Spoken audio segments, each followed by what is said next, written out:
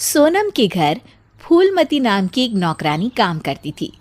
उसके नैन नक्श बहुत सुंदर थे, बस रंग से वो काली थी। एक दिन सोनम दीदी, आप कितनी सुंदर है और इतनी गोरी भी।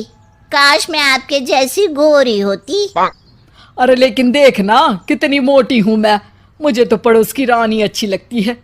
देखने में गोरी, नैन नक्श अच्छे और दुबली भी कितनी सुंदर लगती है। फूलमती के मन में सोनम की बात घर कर जाती है। वो सोचती है कि उसे नहीं पता था कि सोनम को भी अपने से शिकायत होगी। अरे फूलमती, ये क्या किया?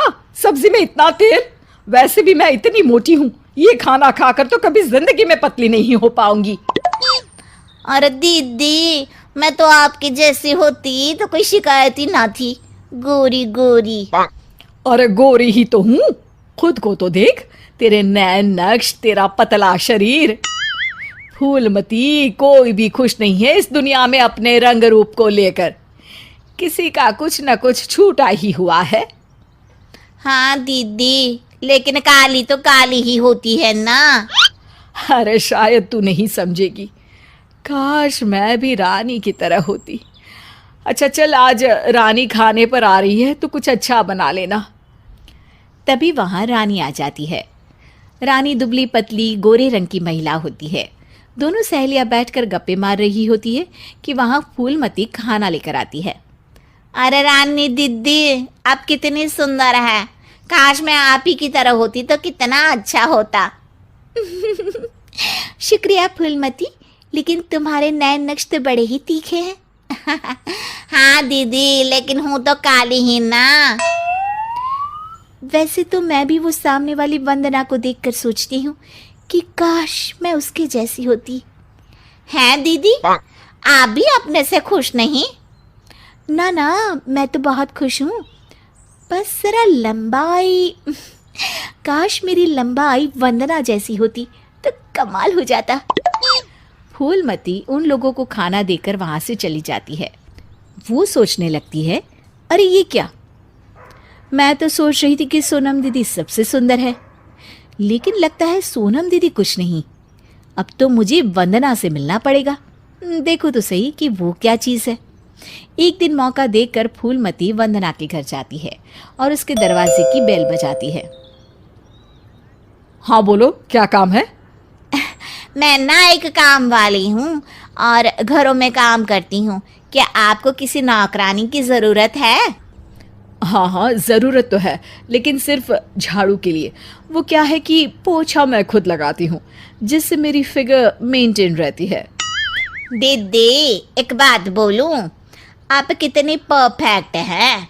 मतलब आप में तो कोई कमी ही नहीं है। सुंदर शरीर, लंबी हाइट, गोरा रंग। काश ना दीदी मैं आपके जैसी होती। शुक्रिया, लेकिन मैं भी परफेक्ट नहीं हूँ। ओह, ये क्या दीदी, आप क्या बोल रही हैं? ऊपर वाले ने तो आप में कोई कमी रखी ही नहीं है। अरे तू उस दीपिका को जानती हो ना?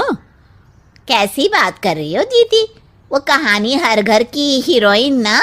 हाँ हाँ वही। उसकी त्वचा देखी है, कैसी दमकती चमकती, और कमर तो कितनी पतली है, हाय। पर दीदी, वो तो हीरोइन है, हीरोइन। वो तो पैदा ही ऐसी हुई होगी। हाँ वही तो, उसको तो भगवान ही ऐसा बनाया होगा, सुंदर, चमकता और दमकता। फूलमती सोचने लगती है, अरे ये क्या, आकांक्षाओं का कोई अंत ही नहीं है। कोई खुश नहीं है खुद से। हर किसी को किसी और जैसा दिखने की चाह है। अब तो किसी न किसी तरह दीपिका से मिलने जाना होगा, लेकिन कैसे? फूलमती एक दिन दीपिका के घर जाती है, जहां उसका बॉडीगार्ड दरवाजा खोलता है। कौन हो तुम और यहाँ क्यों आई हो? मैं ना मैडम से मिलने आई हूँ, कोई बात करनी थी।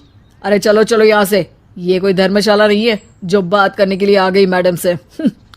तभी वहां दीपिका आ जाती है। अरे भैया आने दो, फैन होगी मेरी। फूलमती दीपिका के पीछे पीछे उसके घर के अंदर चली जाती है। मैडम, आप तो इतनी सुंदर हो जैसे कि कोई गुड़िया। हाय हाय, त्वचा तो ऐसी जैसे कि मोम। मैडम, काश मैं आपकी जैसी होती। अरे मैं काफ़ी परेशान हूँ अपने रंग रूप को लेकर। एक ही जिंदगी और उसमें भी भगवान ने मुझे ऐसा बना दिया। दीपिका को फूलमती की बात परेशान कर देती है। वो उसे पास बिठाती है और फिर कहती है, देखो, मैं भले ही सुंदर हूँ, लेकिन उसे बरकरार रखने के लिए मुझे बहुत मेहनत करनी पड़ती है। मतलब मेहनत क्यों और कैसे? मैं खाने पीने में हर वो चीज़ नहीं खा सकती जो तुम खा सकती हो। मैं धूप, पानी, हवा, धूल से दूर रहती हूँ, नहीं तो दाने निकल आते हैं। ना जी ना मैडम, मैं तो सारा दिन घूमू हूँ। बारिश में भीगना तो मुझे बहुत ही अच्छा लगे है। अरे महंगी महंगी क्रीम, पाउडर जिस दिन मैं लगाना छोड़ दूँ ना, तो देखो कैसी बुढ़िया सी शक्ल हो जाएगी मेरी। अरे मेरे ये सुंदर होठ, ये तो मैंने सर्जरी से करवाए हैं, जिसका मुझे बहुत ज़्यादा ख्याल रखना पड़ता है। दीपिका की बात सुनकर फूलमती वहाँ से निकल जाती है।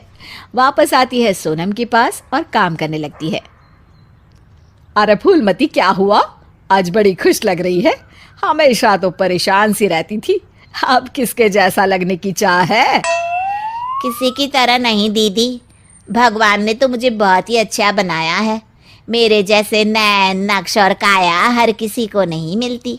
मुझे ना तो कोई महंगी क्रीम लगानी पड़ती है और ना ही खाने पीने में कोई परहेज करना पड़ता है।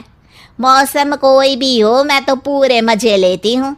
ना धूल से प्रॉब्लम और ना ही डॉक्टर के चक्कर। तो दीदी, मैं तो अब खुशी रहूँगी ना।